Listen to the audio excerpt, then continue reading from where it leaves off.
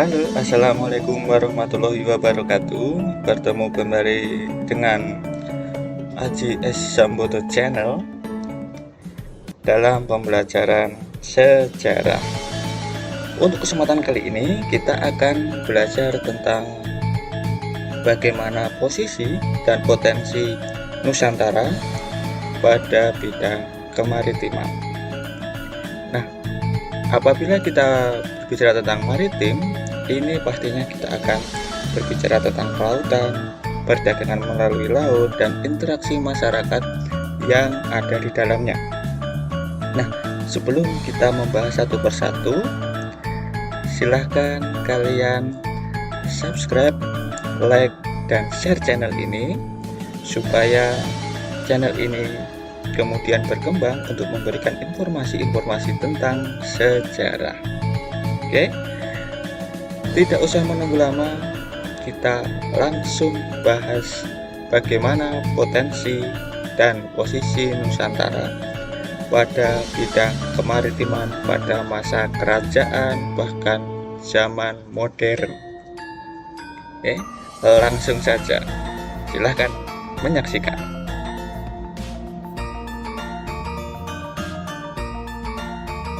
Jika kita membahas tentang sejarah kemaritiman di Indonesia, kita tidak lepas dari sejarah kerajaan yang ada di Nusantara. Kenapa seperti itu? Karena yang namanya kerajaan-kerajaan yang ada di Nusantara ini ternyata menjadi sebuah kerajaan yang terlibat langsung dalam proses kemaritiman Indonesia. Contohnya apa? Ada kerajaan Aceh, ada kerajaan Demak, ada kerajaan Majapahit yang mereka tumbuh besar mengandalkan sektor kemaritiman. Nah, kemaritiman kita ini sudah dijelaskan dalam nyanyian yang sering kalian dengarkan, yaitu nenek moyang kita seorang pelaut.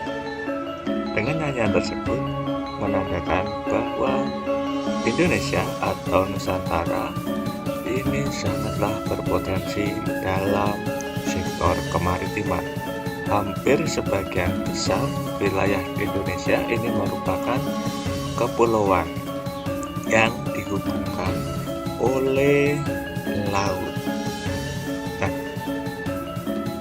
seperti yang kita lihat peta di samping, yaitu peta perdagangan internasional pada zaman kuno, yang mana posisi Indonesia apabila kita lihat di peta tersebut ini sangatlah strategis, karena wilayah Nusantara ini dilewati oleh para pedagang-pedagang asing untuk melakukan perdagangan dan singgah di wilayah Nusantara.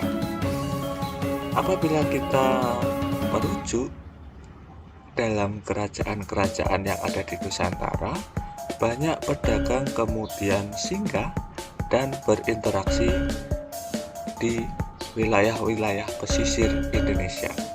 Jadi, kita tidak heran bahwa daerah-daerah pesisir yang ada di Nusantara ini hampir sebagian besar lebih ramai dan lebih berkembang daripada daerah-daerah yang ada di pedalaman. Contoh, kota-kota besar yang ada di Jawa ini hampir sebagian besar berada di pesisir dan mengalami kemajuan yang sangat besar. Nah, wilayah-wilayah yang kalian lihat untuk sekarang ini merupakan daerah-daerah yang pada masa kerajaan ini menjadi pelabuhan-pelabuhan penting.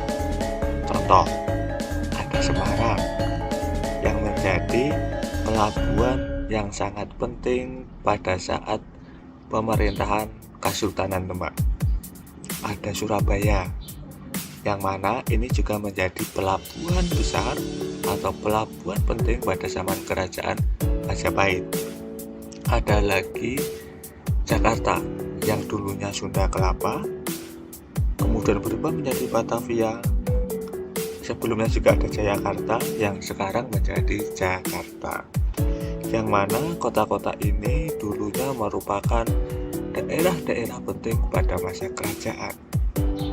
Karena selain menjadi pelabuhan, daerah-daerah ini juga dijadikan sebagai tempat untuk berpindah dari wilayah satu ke wilayah yang lain. Oleh karena itu, yang namanya pelabuhan-pelabuhan ataupun daerah-daerah pesisir ini menjadi tempat yang sangat vital. Oke, yang namanya maritim di Nusantara ini harus ditingkatkan untuk zaman sekarang, karena pada zaman kerajaan pun yang namanya wilayah-wilayah pesisir ini memiliki potensi yang sangat besar dalam hal kemaritiman. Karena yang namanya kemaritiman bukan hanya perdagangan, tapi segala hal yang menyangkut tentang kelautan. Nah, Indonesia atau Nusantara hampir sebagian besarnya berupa kepulauan yang sudah saya jelaskan tadi. Letak Indonesia yang sangat strategis ada di dua benua dan dua samudra, yaitu ada di Samudra Pasifik dan juga Samudra Hindia, dan dua benua yaitu benua Asia dan benua Australia, seperti yang dijelaskan dalam peta di samping. Nah, ternyata dengan adanya letak yang strategis, ternyata Nusantara atau Indonesia sekarang ini dulunya juga memiliki dua jalur perdagangan yang sangat ramai, yaitu apa? Selat Malaka dan Selat Sunda. Tidak bisa dipungkiri, yang namanya Selat Malaka ini sangat ramai dari zaman kerajaan sampai sekarang. Karena untuk perdagangan internasional yang melewati jalur laut, baik dari wilayah-wilayah Asia yang akan menuju ke Eropa menggunakan jalur laut, pastinya akan melewati yang namanya Selat Malaka. Nah, potensi yang sangat besar yang kemudian menyebabkan para pedagang-pedagang asing baik dari Asia ataupun Eropa ini kemudian memanfaatkan jalur tersebut. Oleh karena itu, potensi-potensi ini yang kemudian menyebabkan masyarakat Nusantara ataupun kerajaan-kerajaan Nusantara kemudian berkembang menjadi kerajaan maritim.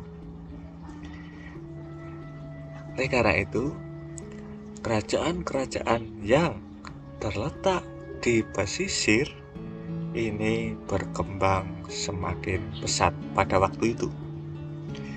Nah, para pedagang-pedagang pada waktu itu juga tidak hanya melakukan interaksi perdagangan, namun mereka juga melakukan interaksi akulturasi budaya ataupun penyebaran ajaran agama.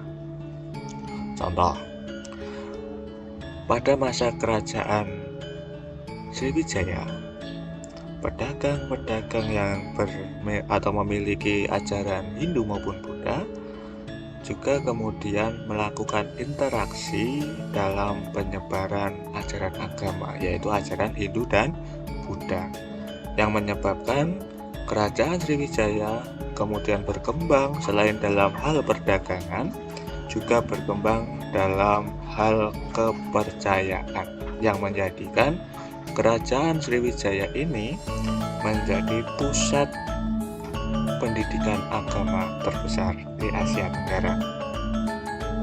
Nah, potensi-potensi seperti ini tidak kemudian dihilangkan, harus dikembangkan.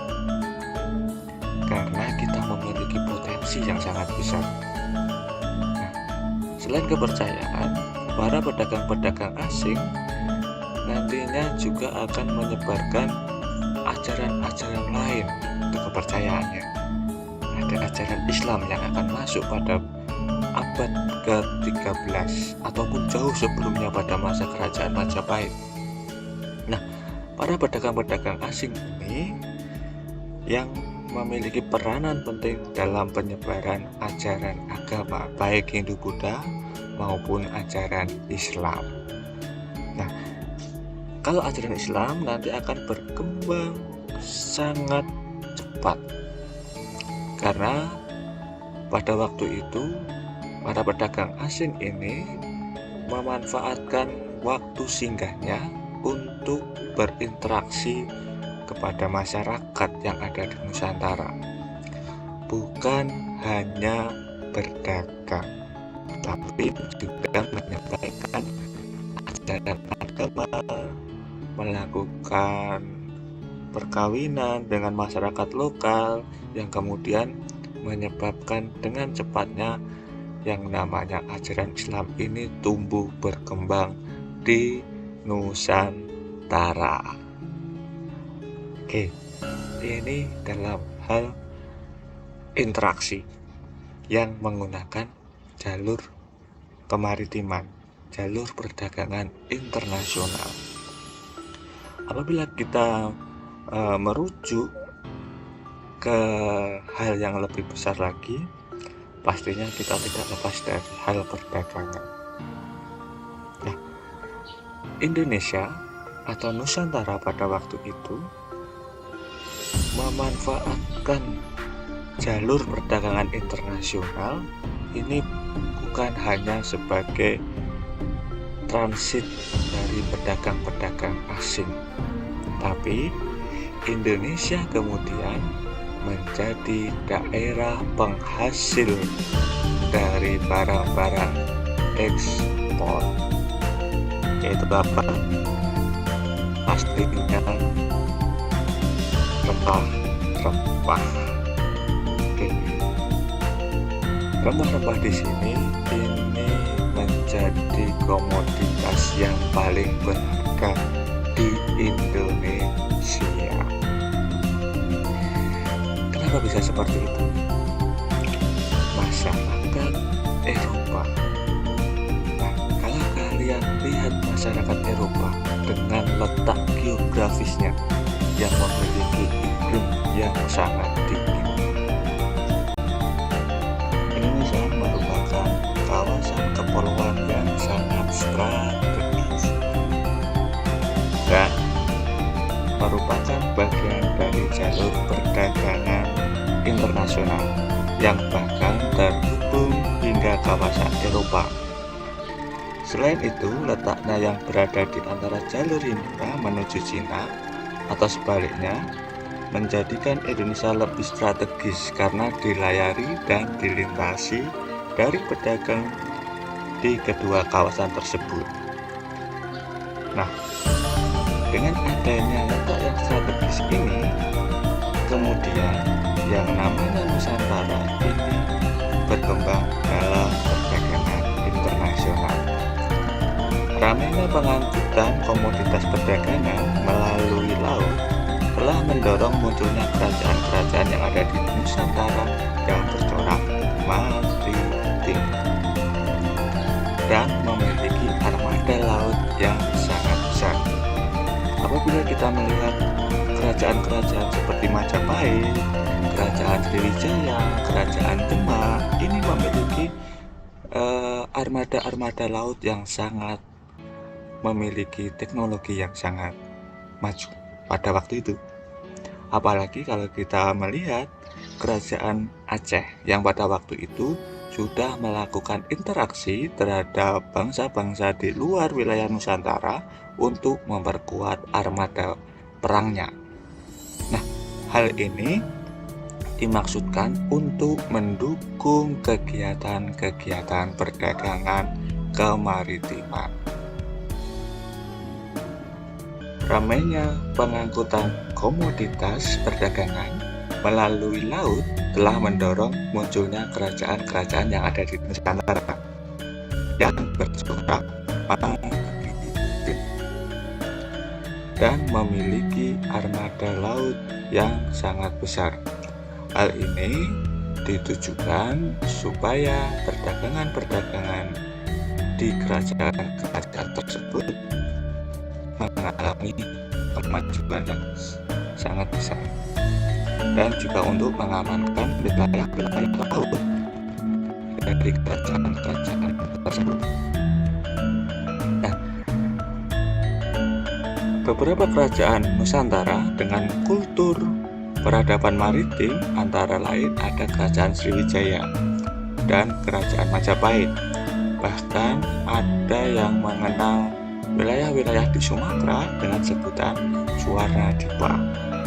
Dan juga ada lagi Jawa Dwipa, yaitu Jawa, dan ada negara Dipa, yaitu Kalimantan dan Makassar. Kerajaan Sriwijaya dan Majapahit tercatat sebagai kerajaan-kerajaan Nusantara yang pada zaman keemasannya menjadi adidaya karena karakter kemaritimannya yang tertanam dalam diri masyarakat. Nah, pada zaman itu masyarakat yang tergabung di dalam negara-negara maritim ini mengakibatkan munculnya orang-orang Eropa yang nantinya akan berdagang di Nusantara dan bahkan akan memonopoli perdagangan internasional yang ada di Nusantara. Ada VOC, ada Portugis, ada lagi negara-negara lain, bahkan Inggris pun juga memiliki minat yang sangat besar dalam menguasai perdagangan yang ada di Nusantara. Nah, wilayah Nusantara atau kerajaan-kerajaan Nusantara ini selain menjadi pasar ataupun tempat transit para pedagang-pedagang asing, Nusantara juga sebagai daerah penghasil komoditas perdagangan internasional, yaitu rempah-rempah. Nah, daerah-daerah di Nusantara ini memiliki potensi yang sangat besar pada waktu itu dalam perdagangan rempah-rempah. Contoh, pantai timur Sumatera ini akan menghasilkan lada. Selain rempah-rempah, di pantai timur Sumatera juga banyak menghasilkan emas, kapur barus, ada lagi kayu damar, ada madu, ada lilin, besi, kapas, belerang. Ini di pantai timur Sumatera. Sedangkan di Jawa, atau yang kita bahas lebih dahulu ini Jawa Barat, ini menghasilkan lada, asam Jawa, ada emas dan bahan pangan lain. Sedangkan di Jawa Tengah dan Jawa Timur ini lebih mencolok, yaitu komoditas beras, lada, asam Jawa, batu-batuan semi permata, emas, dan tekstil. Kemudian di pantai barat Sumatera yang paling mencolok ini ada lada. Di Sumatera Selatan juga ada kapas, lada yang masih mencolok, kemudian ada rotan, lilin, dan madu. Kalau di Bali dan Lombok ini yang paling banyak yaitu kayu cendana. Sedangkan di Maluku rempah-rempahnya lebih banyak, yaitu ada pala, cengkeh, dan bunga pala. Sedangkan di Kalimantan ada intan, emas, kapur barus. Sedangkan di Sulawesi Selatan ada beras dan emas. Perdagangan yang melintasi Kepulauan Nusantara ini lantas turut menyumbang adanya transfer kebudayaan antara daerah-daerah yang terhubung melalui jalur perdagangan laut. Yang paling mencolok yang sering kalian lihat yaitu kebudayaan dari Timur Tengah yang berkembang di daerah Banten, yaitu debus. Nah,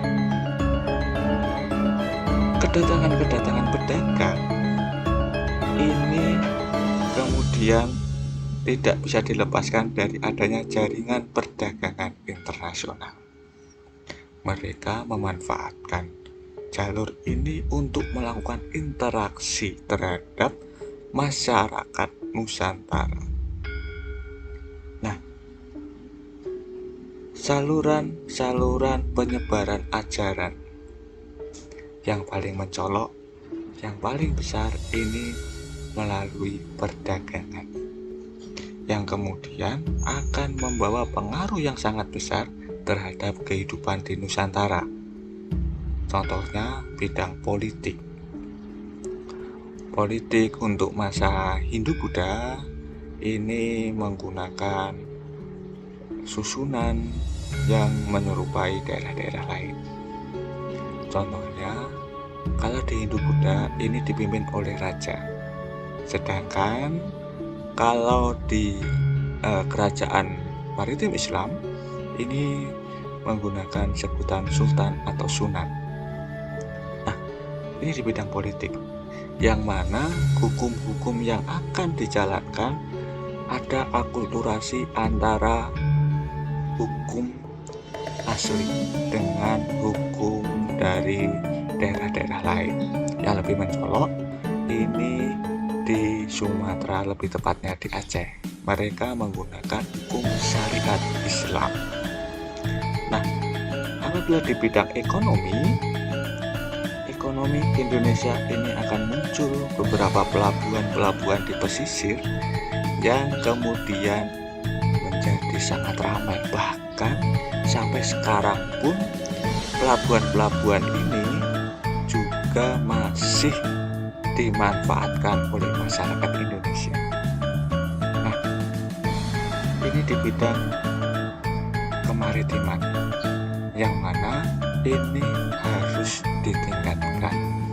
Sedangkan ada ajaran lain yang akan muncul di Nusantara, yaitu ajaran tasawuf, yang sampai sekarang ini menjadi akulturasi, atau bahkan lebih tepatnya tasawuf ini sudah ada di Timur Tengah, tapi juga berkembang di Nusantara, yang kemudian dimanfaatkan untuk proses Islamisasi. Nah, inilah kemaritiman Indonesia yang menjadi potensi yang harus kita tingkatkan, karena yang namanya bidang kemaritiman ini sebenarnya sudah ada atau sudah berkembang pada zaman dahulu. Kemaritiman tidak lepas dari teknologi. Masyarakat Indonesia ini sudah biasa untuk pengembangan teknologi kelautan, tapi kurang dimanfaatkan. Karena apa? Kalau kita melihat dari orang-orang Bugis, orang-orang Makassar, mereka pandai untuk membuat kapal pelayaran. Nah, yaitu apa? Kapal pinisi, yang sampai sekarang pun ini masih berkembang. Lah, oleh karena itu, untuk sekarang ini mari kita tingkatkan semua hal yang menyangkut tentang kemaritiman. Kenapa bisa seperti itu? Karena yang namanya Indonesia ini sangat kuat. Kita tidak boleh lemah terhadap bangsa lain, karena kita memiliki potensi. Ya, potensi kita yaitu kemaritiman. kita harus jaga, kita harus lestarikan. Jangan sampai anak cucu kita tidak dapat menikmati hasil sumber daya alam maupun bidang-bidang kemaritiman yang ada di Indonesia. Nah, untuk sekarang ini bangsa Indonesia, pemerintah Indonesia sekarang ini baru meningkatkan sektor kemaritiman. Contohnya dari zaman Orde Baru pun bangsa Indonesia sudah dapat membangun industri perkapalan modern, yaitu di Surabaya dengan menggunakan industri PAT yang ada di Surabaya. Nah, akhir-akhir ini kemaritiman kita sangat dikembangkan oleh pemerintah Indonesia. Contohnya adanya suatu hukum yang sangat kuat, yang sangat menimbulkan jerat pada zaman pemerintahan menteri kita Ibu Susi, yaitu menteri sebelumnya, yaitu apabila ada kapal asing yang tidak memiliki izin mengambil sumber daya laut kita, mereka kemudian ditangkap. Nah, hal-hal seperti ini yang harus kita jaga. Jangan sampai seperti yang sudah saya terangkan tadi, anak cucu kita tidak dapat menikmati hasil maritim. Selain itu, kemaritiman kita harus lebih diperkuat lagi, karena perkembangan waktu bangsa Indonesia meskipun pada zaman kerajaan memiliki armada laut yang sangat kuat, untuk waktu sekarang harus ditingkatkan lagi, karena ancaman-ancaman dari bangsa luar ini sudah mengintai wilayah kita. Kemaritiman sebagai potensi yang sangat besar untuk Indonesia. Hasil laut, perdagangan, angkatan laut, ataupun hal-hal yang menyangkut tentang maritim ini bisa kita kembangkan sebagai jati diri bangsa Indonesia. Ini bisa dijadikan kekuatan kita dalam menghadapi kehidupan dan perkembangan global. Maritim tidak bisa dilepaskan dari Indonesia, karena yang sudah saya jelaskan tadi, hampir sebagian besar wilayah Indonesia ini berupa kepulauan yang memiliki sumber daya alam laut yang sangat besar.